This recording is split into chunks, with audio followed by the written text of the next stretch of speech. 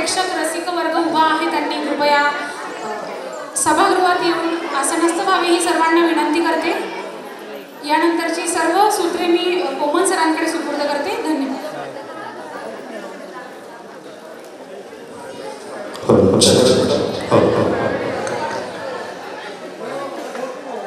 धन्यवाद मॅडम।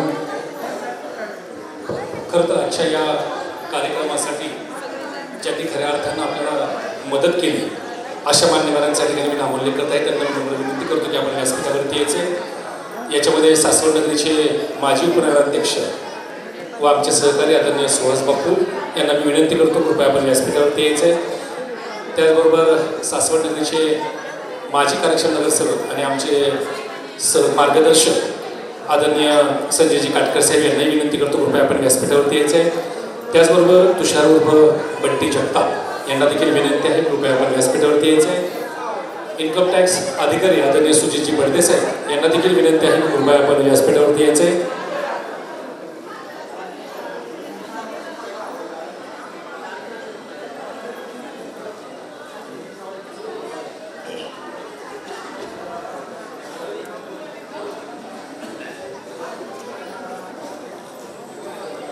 सर्व मान्यवरांचं आपण जोरदार टाळ्या वाजवून या ठिकाणी स्वागत करूयात की ज्यांच्या सहकार्यामुळे खरं तर आजचा हा कार्यक्रम या ठिकाणी संपन्न होतोय। आणि प्रत्येक गाणं पाहताना वन्समोर म्हणताना खऱ्या अर्थानं आपल्या तालुक्यामध्ये देखील किती छान कलाकार आहेत। पुरंदर कला मंचाची स्थापना झाली। पुरंदर कला मंचाच्या माध्यमातून 300-350 कलाकारांना त्या ठिकाणी एक व्यासपीठ मिळालं आणि त्याच्यामधूनच आदरणीय नाना असतील, पप्पू असतील, गिरवी परिवार असेल, असे सगळेच जण एकत्र आले आणि अतिशय सुंदर असं 7 स्टार ग्रुप त्यांनी त्या ठिकाणी तयार केला।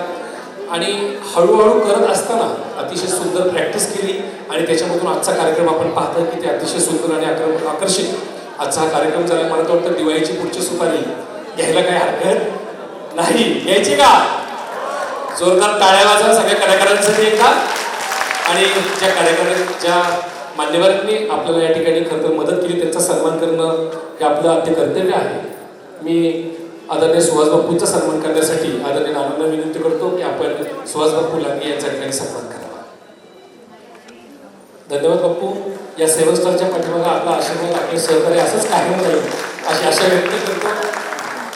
त्यानंतर दुसरा सन्मान या ठिकाणी तुषार बंटी जगताप यांच्या ठिकाणी सन्मान होतोय। आदरणीय बापूंना विनंती करतो की आपण त्यांच्या ठिकाणी सन्मान करावा।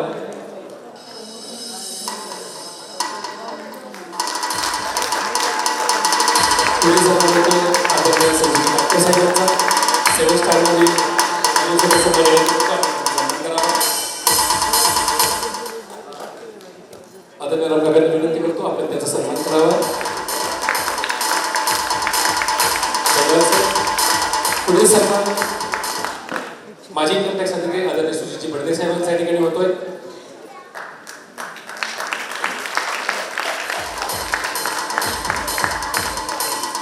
या कार्यक्रमासाठी ज्यांचा प्रत्यक्ष अप्रत्यक्षरित्या ज्यांचं आम्हाला सहकार्य या ठिकाणी लाभलं त्या सर्वांचं मनापासून मी या ठिकाणी आभार व्यक्त करतो। आणि खऱ्या अर्थानं आपली पुरंदरची भूमी शिवरायांची वीरांची भूमी आहे। शक्ती आणि भक्तीचा सुरेख संगम या मातीमध्ये झाला आहे। खऱ्या अर्थानं पावला पावलावरती इतिहास पेरला गेला। इथलं पाण्याचं ढेकूळ जरी पाण्यामध्ये टाकलं जो तरंग उठतो तो इतिहासाचा असं म्हटलं जातं। आणि खऱ्या अर्थानं पावला पावलावरती इतिहास खऱ्या अर्थानं पेरला गेलाय। परंतु हा इतिहास जिवंत आणि ज्वलंत करण्याचं काम ज्या प्रतिष्ठानने या ठिकाणी केलं ते बिग बी पुरंदर यांनी या ठिकाणी किल्ले बनवा स्पर्धा त्या ठिकाणी आयोजित केली आणि त्यांचा बक्षीस वितरण या ठिकाणी संपन्न होतोय। मी बिग बी पुरंदरच्या सर्व मान्यवरांना विनंती करतो की बक्षीस वितरणाचा कार्यक्रम आपण या ठिकाणी मान्यवरांच्या उपस्थितीमध्ये सुरू करावा। धन्यवाद। खरं म्हणजे गेली 5 वर्षापासून बिग पुरंदर ज्या पद्धतीनं काम करत आहे, आगळा वेगळा दर्जा, आगळी वेगळी बुद्धिमत्ता, आगळी वेगळी संकल्पना आणि आगळे वेगळे उपक्रम घेऊन बिग पुरंदरमध्ये काम करत आहे।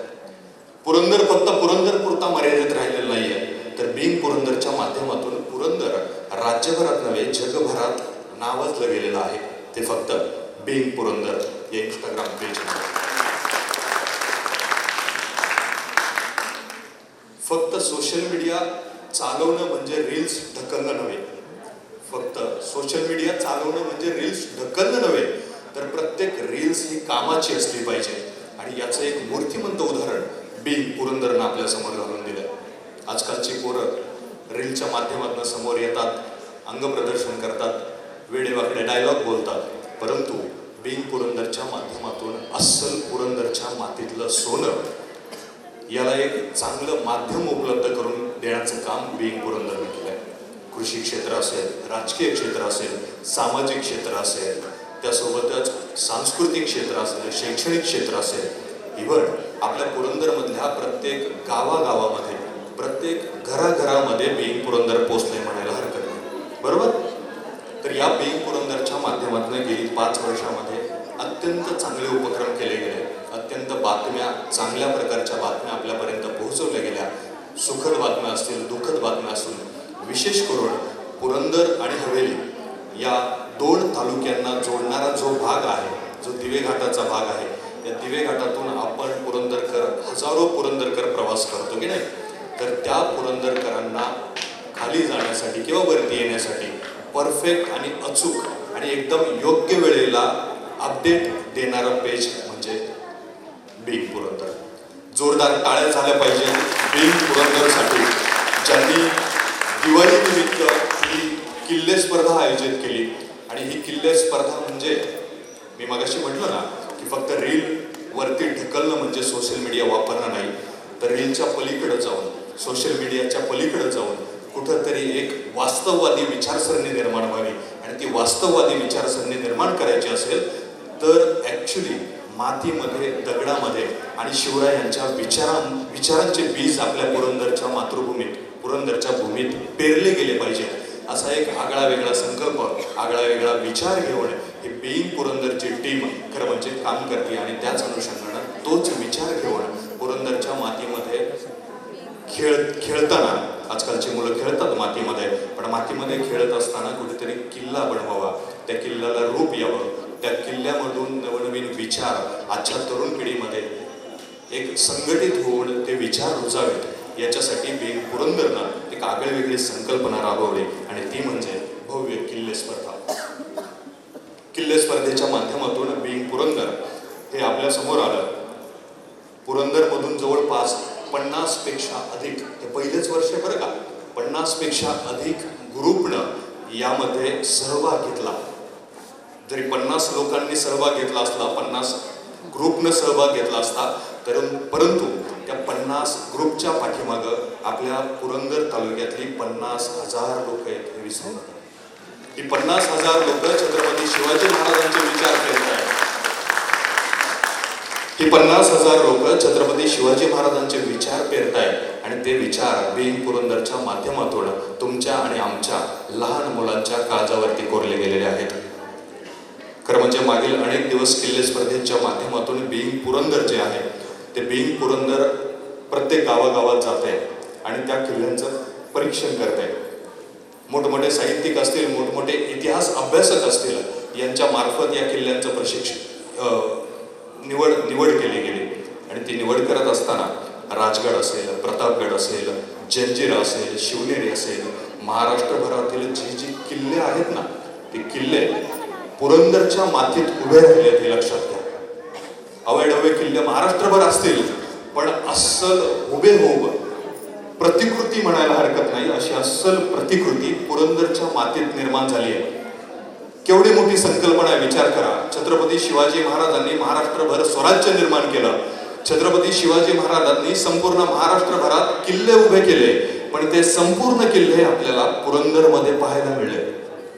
ते फक्त आणि फक्त बिंग पुरंदरमुळे. पुन्हा एकदा जोरदार टाळ्या वाजवा बिंग पुरंदरसाठी. बिंग पुरंदरच्या क्रायटेरियामध्ये एक विशेष क्रायटेरिया होते, ते म्हणजे सर्व ग्रुपला 10 प्रश्न विचारले गेले. बरोबर की नाही? बरोबर. कोणी कोणी सहभाग घेतला होता? 10 प्रश्न विचारले गेले होते. त्या प्रश्नाचं अचूक उत्तर, योग्य मांडणी, योग्य विश्लेषण ज्याने केलंय त्यांना बक्षीस वितरण करणार आहोत. विशेष म्हणजे किल्ल्याची ब्ल्यूप्रिंट ज्या प्रकारे आहे त्या पद्धतीनेही बक्षिसाचं वितरण करणार आहोत.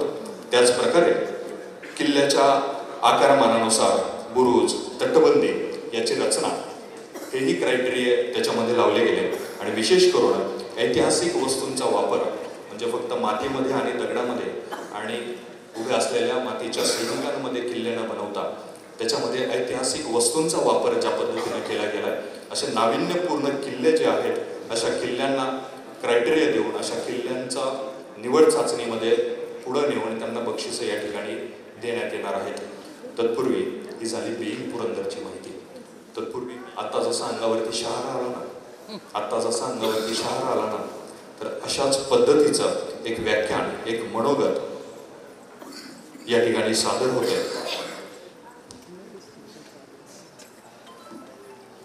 छत्रपती संभाजी महाराजांच्या शौर्यावर आधारित प्रभावी व्याख्यान या ठिकाणी सादर होणार आहे.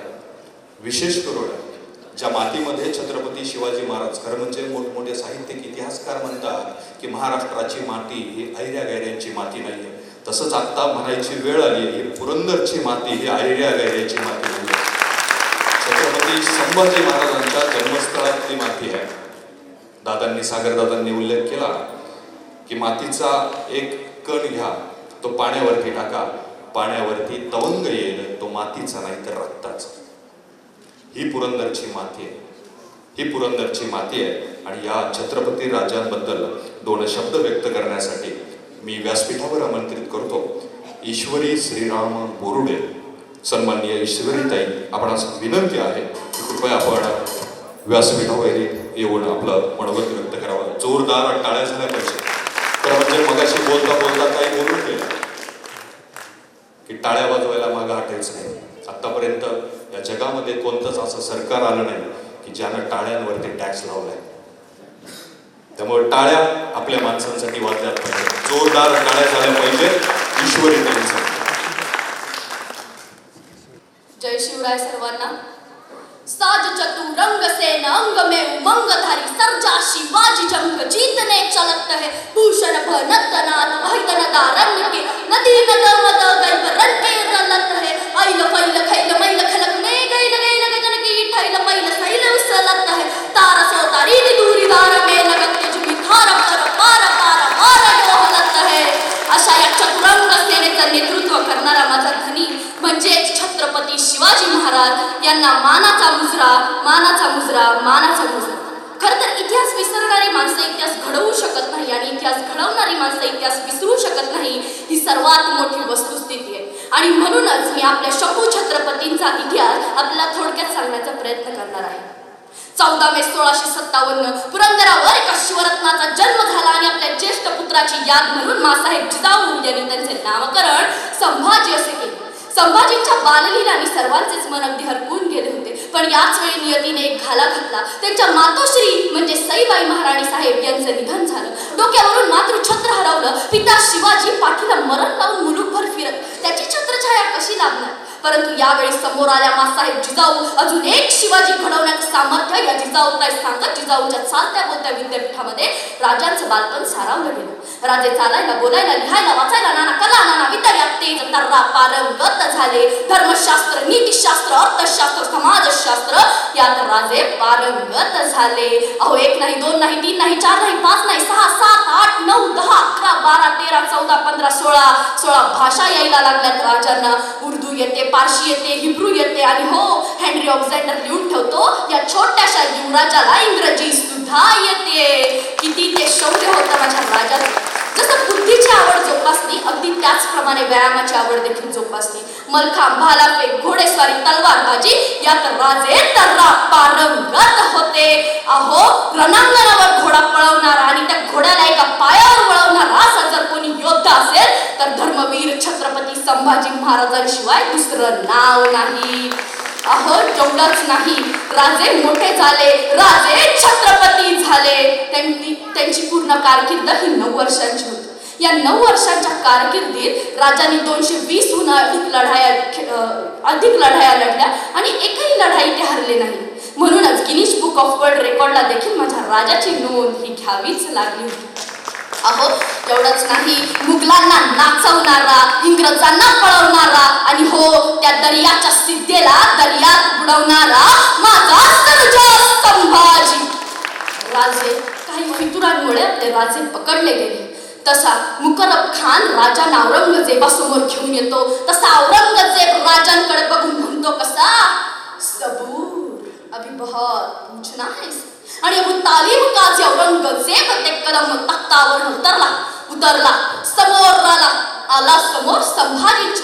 बघितलं डोळ्यात आणि स्तब्ध तेच डोळे, तीच नजर. 9 बरस का था तब मिला था मुझे ये आगरा में, तब पूछा था इसे, क्यों रे संभा तुम्हें हमारा डर नहीं लगता? तब उस 9 साल के संभा ने हमें जवाब दिया था, हमें किसी का डर नहीं लगता, लेकिन हाँ हमारी वजह से सबको डर लगता है. सच कहा था काफिर ने, कभी ठंडक नहीं मिलने दी, लेकिन अब नहीं, अब दिखाएंगे अल्लाह ताला की मेहरबानी. शब रात का जश्न है. आणि म्हणूनच त्या खुदाचे आभार मानायला औरंगजेब स्वतःचे सिंहासन त्यागून बसला, गुडघे टेकून बसला आणि नमाजाच्या रुकादा पडायला लागला. त्याच्याकडे बघत संभाजी कवी कशांना म्हणाले, कवीजी, कवी आहात आपण, मग सुचते का एखादी कविता ह्या प्रसंगावर? कवी कलश विचारात पडले. मृत्यूच्या दारात आहे, मरणाच्या गोटात आहे, औरंगजेबाच्या दरबारात आहे आणि राजा विचारतोय, सुचते का एखादी कविता ह्या प्रसंगावर? अरे ही काय कविता ऐकायची वेळ? परंतु माझ्या राजाला भीती नाही, माझ्या राजाला भय नाही. आणि म्हणून कवी कलश सांगू लागले, हो राजे का नाही, राजन मोस्तांजे खूप लढे हो जंग, देख तुम्हारा तखत त्याच्यावर औरंग. राजे काय लढलात तुम्ही जंग, काय ते तुमचं तेज, काय ते तुमचं शौर्य, ते धैर्य, ते तेज पाहून औरंगजेब देखील स्वतःचे सिंहासन त्यागून तुमच्या समोर गुडघे टेकून बसलाय. वा, बहुत खूप. खामोश चंदमी आणि थरथर कापत औरंगजेब उठून उभा राहिला आणि म्हणाला, बोल कहा रखा है खजाना, कहा रखी है लूट, उफाळा छावा हिंदुस्थान्यांचा खजिना. अरे औरंग्या, इथल्या मातीतला कण मानतो आम्ही सोनं. औरंगजेबा तू लुटलास हिंदुस्थान, तू गिळलास हिंदुस्थान्यांचा खजिना, पण घेत नाही असा होणार नाही भिकारी. अरे घ्यायचाच असेल तर घेवतो आम्ही आमच्या तलवारीच्या बळावर आणि मनगटाच्या जोरावर. अरे शिवछत्रपतींचे पुत्र आहोत आम्ही. औरंगजेब थक्क होत राहील आणि विचार करू लागला, कैसे ये मरहट्टे जाने क्या खिलाते हैं अपने बच्चों को? क्यों पैदा न हो ऐसा एक भी शख्स हमारे जमाने में? अरे हे मराठे आपल्या पोरांना काय खायला घालतात?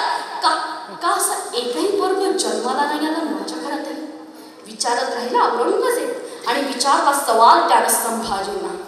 बोल संभा, मेरे कौन से सरदार शामिल थे तुम्हें? अरे फाळा छावा हिंदुस्थान्यांचा खजिना. अरे औरंग्या, तख्तासाठी रक्त उलटणारी जात नाही तुमची. माती मान आमचं, आई भवानीची हृदय आम्ही. याद राख, महाराष्ट्राच्या मातीत उभा आहेस तू. येथेच तुझी माती करू, आमच्याच वाटेवरून आमचीच वाटमारी करणाऱ्याची त्याच्या वाटेवर जाऊन वाट लावल्याशिवाय आम्ही आमच्या वाटेवर परतत नाही. हा यास आहे आमचा. औरंगजेब थक्क होत राहिला, तितकाच विवश होत राहिला आणि गरजला, ले जाओ इसे हमारे सामने से, काट दो ये जबान बोलती बहुत है, निकाल दो ये आंखें जला दिए हमें जाओ. आणि बडबुद्रुक तुळापूरच्या वधस्तंभाला संभाजींना नेलं गेलं. संभाजींचा स्वाभिमान न नमन न झुकणं, औरंगजेबाला ताजीम न देणं, हेच घटक संभाजीच्या सजेचे कारण ठरले होते. सजेचा पहिला अमर होता डोळे काढायचा.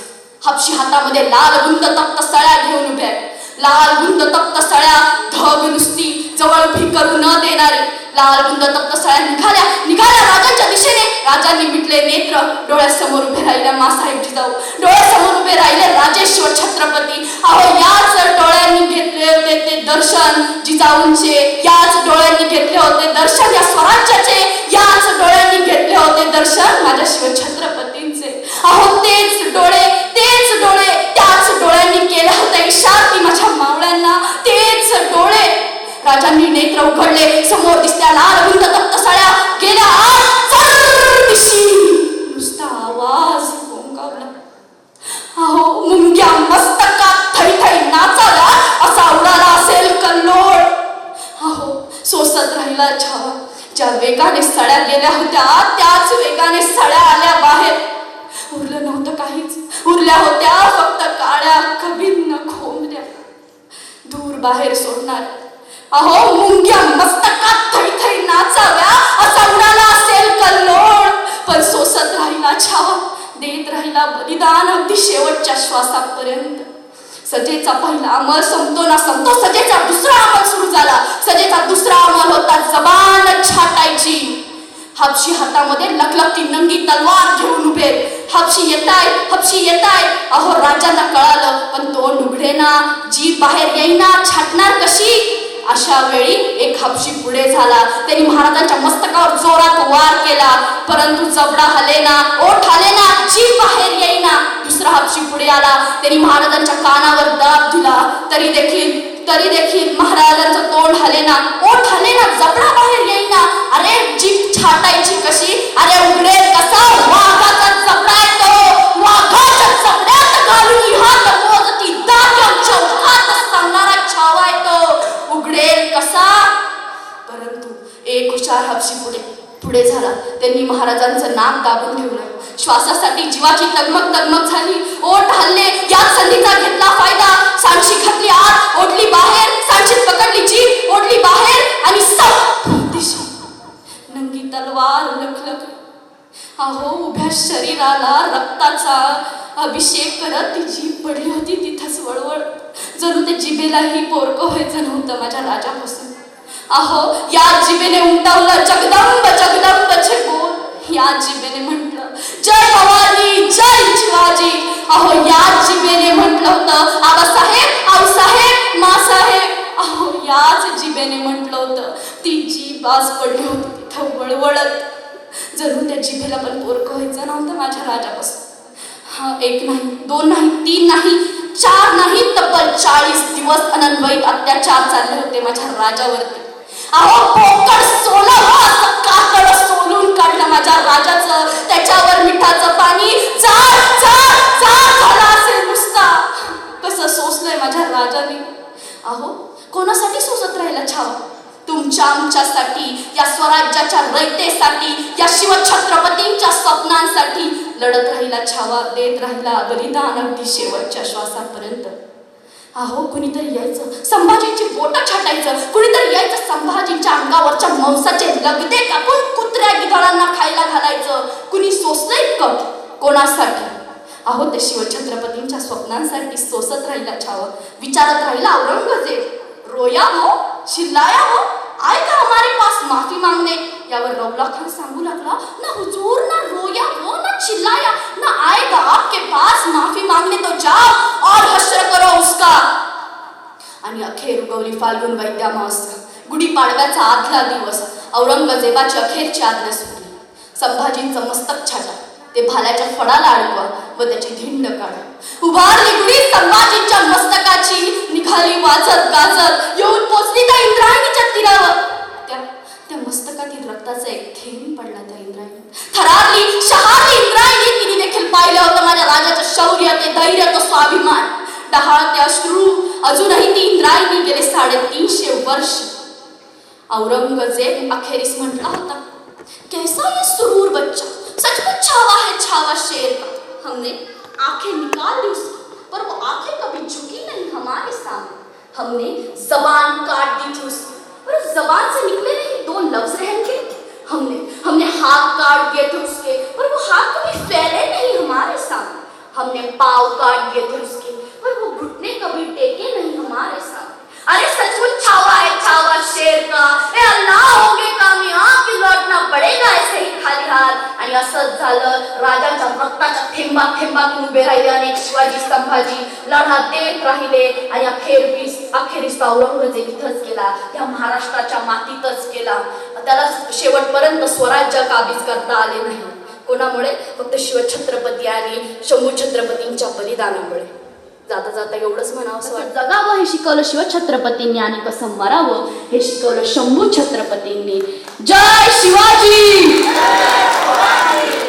मी सर्वांना विनंती करते की कृपया आपण उभे राहावे राजांच्या मानवंदनेसाठी.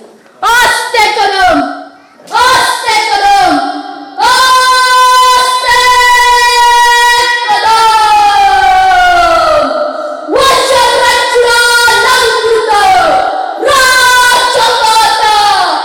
राष्ट्र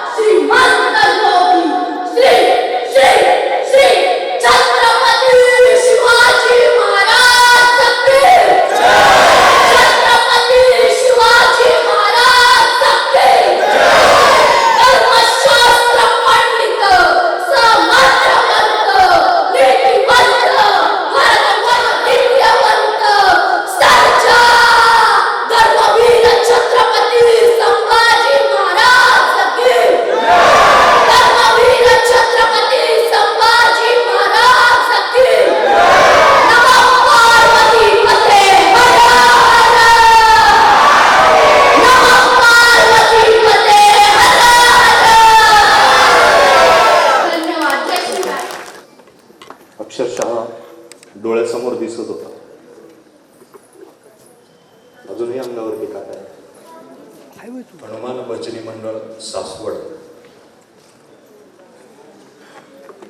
संदीप टिळेकर सर, नाना गिरमे सर, करम बापू गिरमे बक्षीस दिलं जातं. ईश्वरताई खरं म्हणजे ही सगळी लहान मुलं बसली आहेत ना, यांच्यावरती एक उत्तम असं बीजाचं रोपण झाले असं म्हणायला लागेल. नाही हो, खरं शब्दच सुचत नाही. मग अशी बोललो, धाडसच होत नाही. खूप सुंदर बक्षिसाचं आणि सत्काराचं वितरण पाहुण्यांच्या हस्ते ईश्वरीताईंना होतं. कृपया आपण विचारपीठावरती यावं. मी मगाशी म्हटलं ना की ही पुरंदरची माती ही आयऱ्या-गैऱ्याची माती नाही, त्याचं हेच मूर्तिमंत उदाहरण आहे. जोरदार टाळ्या झाल्या ईश्वरीताई बोर्डे यांच्यासाठी.